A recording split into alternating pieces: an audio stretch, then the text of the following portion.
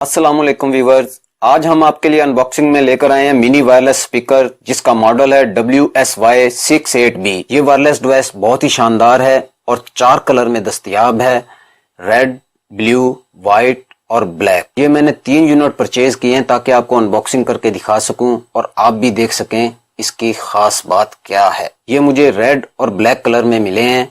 इस यूनिट की कुछ खास चीजें मैं आपको बता देता हूं कि इसके फ्रंट पर जो डिस्को लाइट है बहुत ही जबरदस्त है। इसके अलावा आप अपने मोबाइल की कॉल भी इस पर सुन सकते हैं, FM भी एंजॉय कर सकते हैं, SD कार्ड और USB लगाकर भी आप सॉन्ग प्ले कर सकते हैं। इसके अलावा कोई भी ब्लूटूथ डिवाइस आप इसके साथ अटैच करना चाहें अटैच हो जाती है और खास तौर पर मोबाइल और लैपटॉप के लिए तो बहुत ही शानदार चीज है जो आपको बहुत एंजॉय करवाएगी। तो चलिए इसकी अनबॉक्सिंग शुरू करते हैं।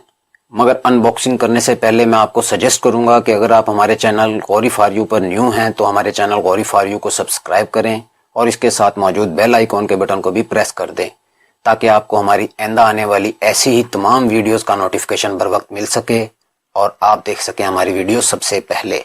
तो चलें शुरू करते हैं आज की अनबॉक्सिंग।